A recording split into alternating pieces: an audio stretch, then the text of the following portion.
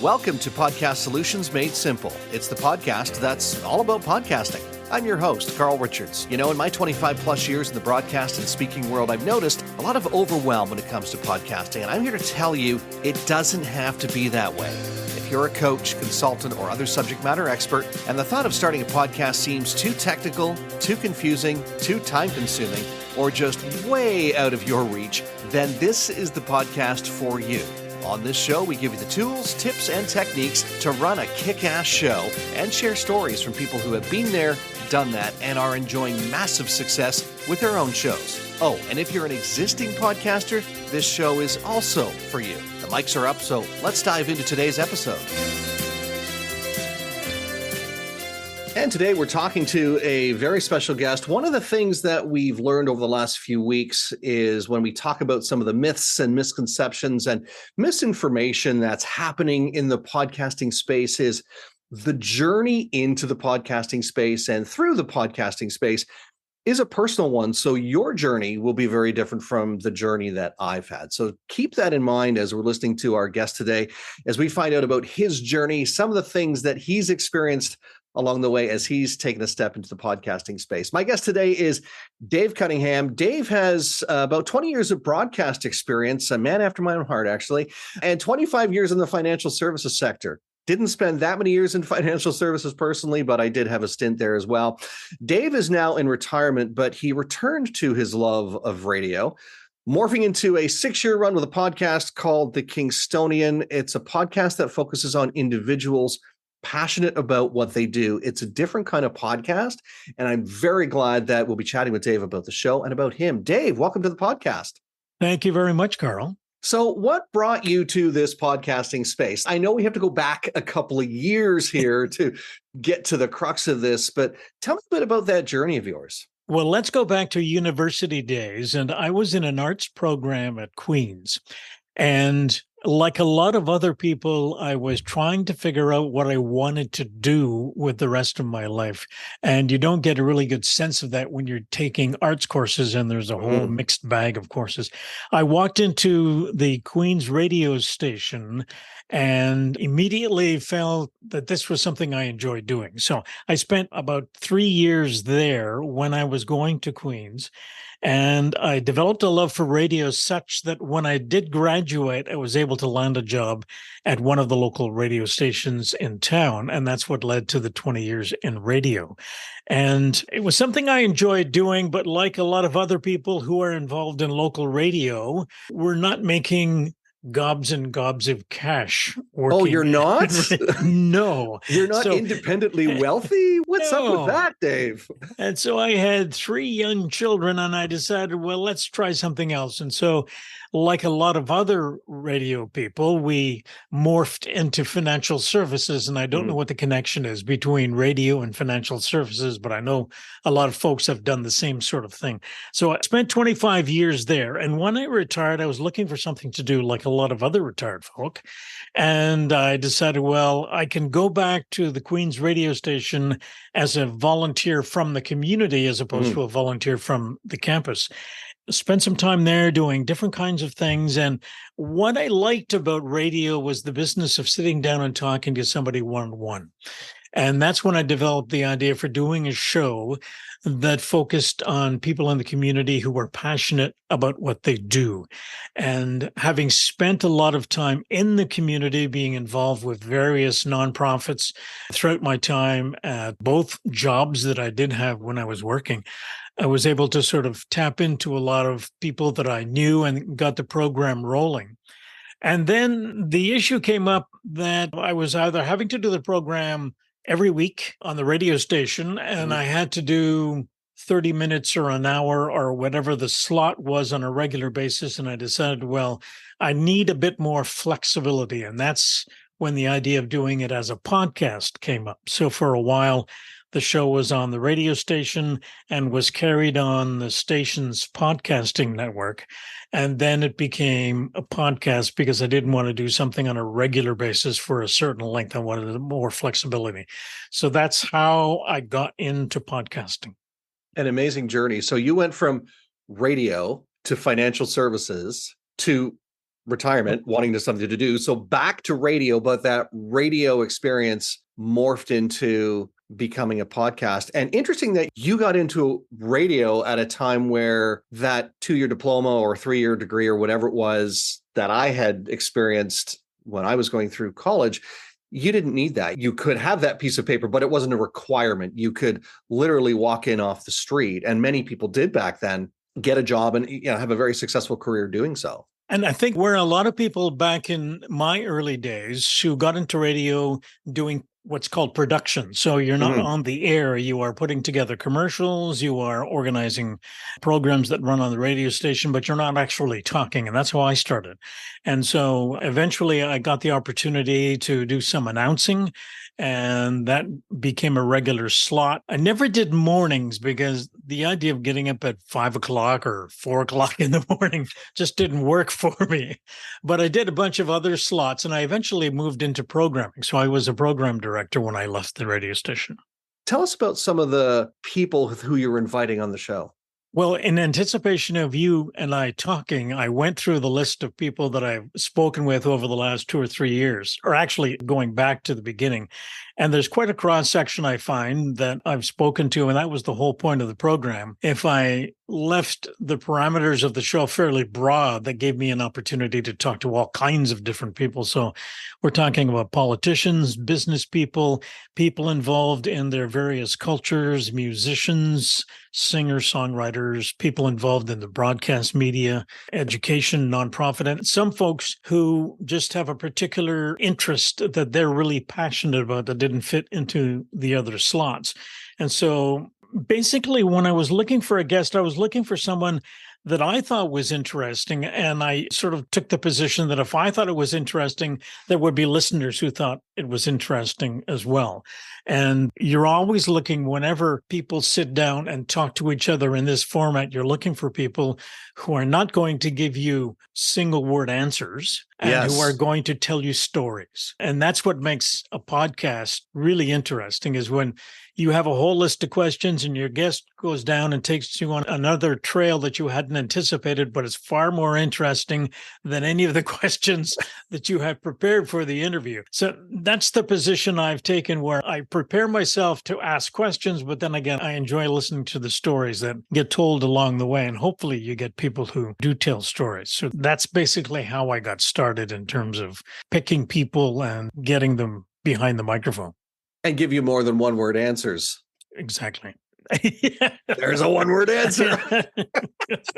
Now, your show is very interview heavy. I mean, have you ever done a solo episode, or has it all been interview based? No, I don't talk by myself. No, it's all been interview based. And because it's interview based, it's for, and I share this because, people who come to Podcast Solutions, they're looking at the space in a lot of cases for business. And, how do I do that? How do I go about getting guests? And quite often I'll say, you don't have to worry about guests. Let's get your intellectual property out there, the things that make your brand and you unique and the person that people should do business with, which is a very different type of podcast versus the one that you have, which is reliant heavily on interviews. But that's the magic of it. You've created this show in retirement. It has a great following. It's different, but it still is not without its along the journey. I'm sure you've had some hiccups or headaches, or you just want to throw in the towel moments and go, why am I doing this? Talk about that a little bit. Share us about some of the things that you've learned along the way, shall we say? Well, I think one of the issues is the technological side of doing a podcast. I find that if I get really prepared for a conversation and something goes wrong with the technology, where the microphones don't appear to work or the cameras don't appear to work if you're doing something via Zoom, you get really distracted and you're focused more on the technology than listening to what the guest is talking about. So that's one issue. So in some cases, doing a conversation in person makes a lot more sense. The quality is usually better. But then again, there are distractions that come up there as well, where you may be in a situation where you're in one room and there's too much noise coming from a room next door that the guest hadn't sort of dealt with in advance of the interview. Or my favorite is when I am sitting at a table and I've got two microphones set up. one for me, one for my guest. And I tell him at the beginning of the interview, do not do this with your fingers on the table because the microphone will pick it up. And inevitably, about halfway through the interview, the guest starts doing this, doesn't realize they're doing this, making noise or popping the mic or whatever the case may be. Those are slight distractions, but they can take you off your plan, as it were, or your ability to pay attention to what the guest is saying. I think something we've already alluded to is there are times when you were talking to someone that you have not met before and you don't really know them that well. So they may be a good writer, for instance, but you don't know what they're like in terms of communicating or talking. And sometimes they are one-word answers, which for an interviewer is the kiss of death because it makes it a really short and dull interview if all you're getting are yes and no answers.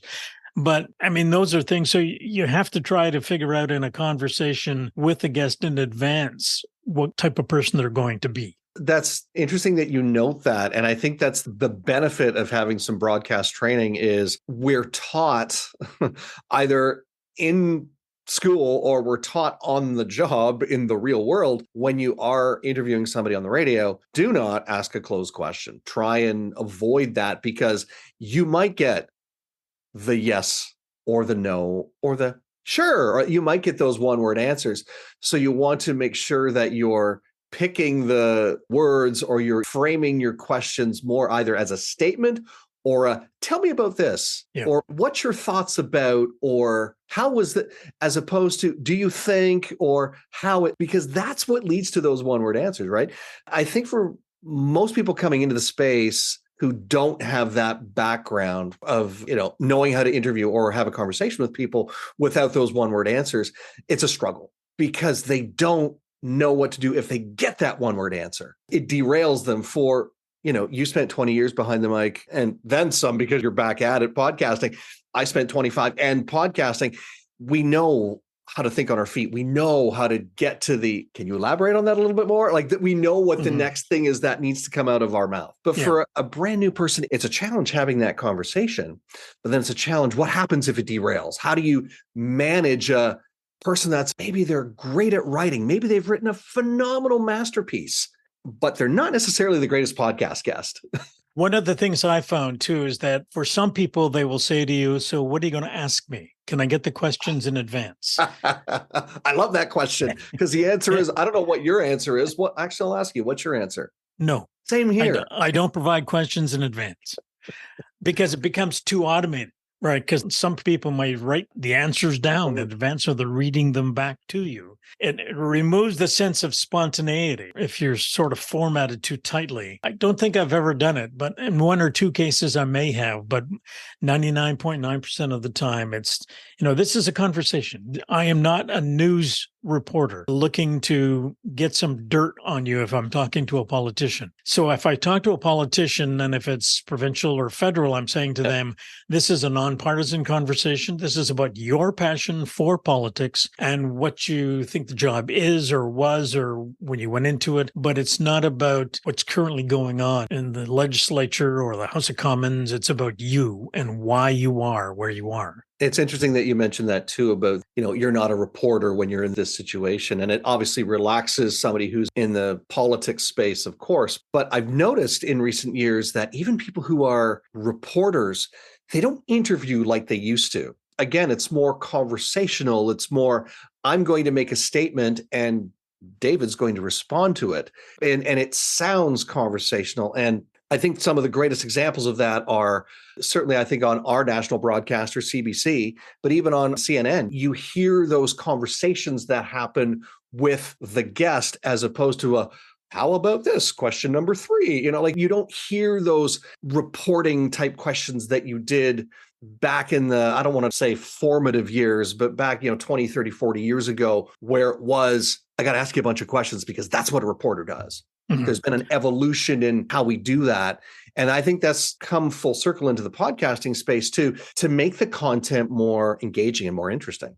One of the things I did was when the war in Ukraine first started, I was able to get a hold of a fella in Kingston who is well known in the Ukrainian Canadian community. And his name is Lubomir Luchuk, and he is a professor at RMC. And so we talked about Ukraine and some of the history in a podcast.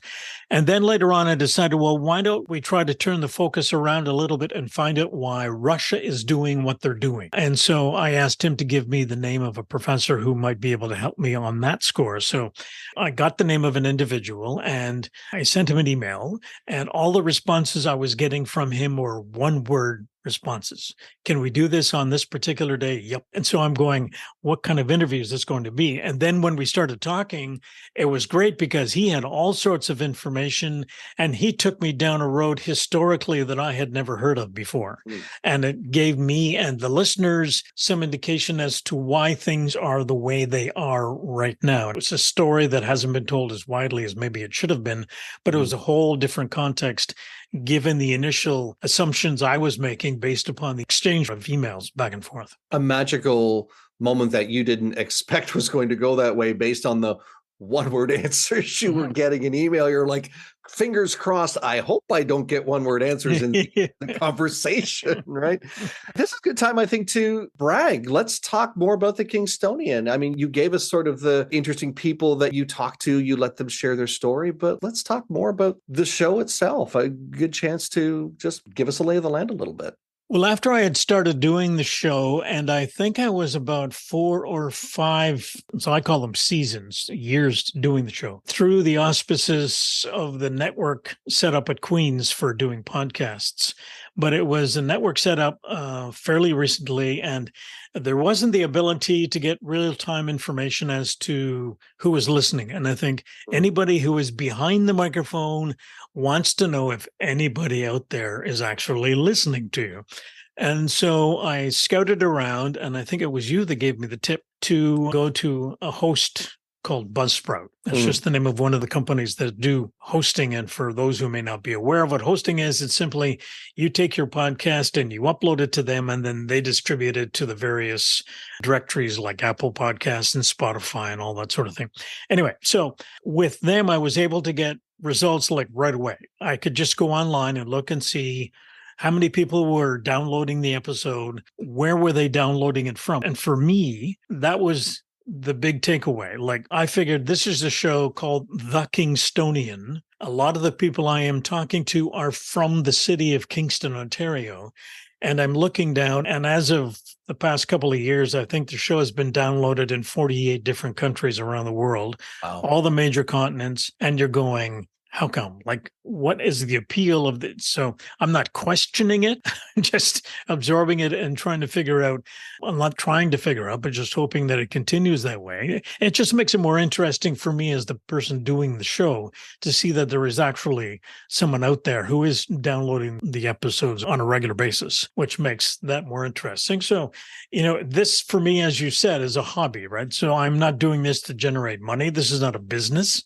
It's just me looking to do something in retirement. It just makes it more worthwhile to get that kind of information. We'll make sure we put the link to the Kingstonian in the show notes so you can check out the podcast. It is a great podcast, being so many great people interviewed as well. I know we've chatted off microphone about some of the people they had on the show. And so, yeah, it's definitely worth a listen. And I think that's why it's getting the international recognition that you probably didn't expect it would get, because when you have a localized podcast, you think, oh, it's great for my local community. And I think this is one of the misconceptions of people when they come into the podcasting space. They think, well, especially business owners, they say, well, I have a local business and I am only going to be talking to local people, but podcasts are global. Who in Europe or, the Asian countries are going to even consider listening to me? But as you know, how many countries did you say again? 20, 24? 48. Math is hard, Dave. I'm sorry. But that's the whole thing, is that you never know who you're going to connect with. And some of those people, I suspect this is probably part of that too. There have been people that have either visited Kingston, loved the community, and want to keep in touch with, what's happening in it, right? Or there are people who have lived here. Maybe they went to school here. Maybe they're from here and work abroad. And now they're still wanting to connect with the show. Or there's a third answer, and you just don't know how they found the show, but you're glad that they did. Or it's something that you are talking about with an individual that they can see themselves relating to in their own community, somebody else like that. Or one example, too, of somebody that I think you know him as well, and that's Norm Foster, who used to be on radio here in Kingston as well. Yep. And he eventually found himself in Fredericton, New Brunswick at a radio station. His buddy says, I'm going down to audition for a play in Fredericton, and I want you to come with me just to keep me company. So there's Norm sitting in the audience as his buddy is auditioning for a play, and the director comes up to Norm, who's, for those who have never seen Norm is a tall, lanky kind of guy. And so the director came up to him and said, so are you here to audition? And Norm says, no, I'm just here with my buddy. And he says, well, why don't you audition? So Norm ended up getting the lead role in the play. And then he figured, well, this is fun. Maybe I should write a play. And he started writing plays, and he has written more plays, and they have been performed more frequently than any other playwright in the country. And I think he's written about 80 different plays, and he can just sit down and go play after play after play. And so something that I never knew about him when I worked with him at the radio station, it's something he didn't even think about doing when he was here. But all of a sudden, he switches gears, and he's a well-known, nationally respected playwright. And that's the kind of thing that comes out when you're talking and exploring someone's background and their passion. Definitely give a listen to the podcast, The Kingstonian. You'll hear more stories just like the one that Dave just shared. Advice. Not that you're Ann Landers, but certainly some advice or tips for anybody that's looking at the podcasting space and going, is this for me? Whether it be, somebody like yourself who's looking for something to do in retirement, or even somebody in business, because let's face it, it's becoming a very viable business tool, marketing tool in the business space. What would you say to somebody who's looking at this and on the fence going, I don't know? What would you say to them? I think probably the first thing is to start small. Is to not go out and spend a fortune on equipment, because you don't need to. There is all sorts of different pieces of equipment that you can get for a reasonable price. I think figure out where your niche is going to be, what sort of thing you want to talk about when you're doing a podcast, whether you're going to talk on your own to talk about a product or a service that you provide, or whether you're planning on talking to people, find out.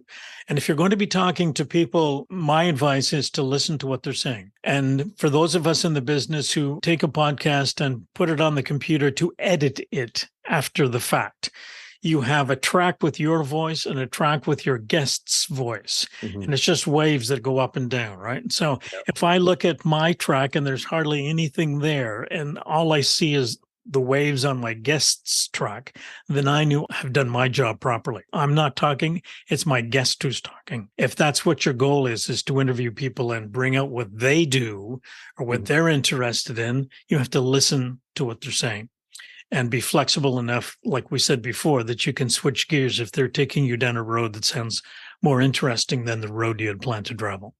And don't be chained to your questions. No.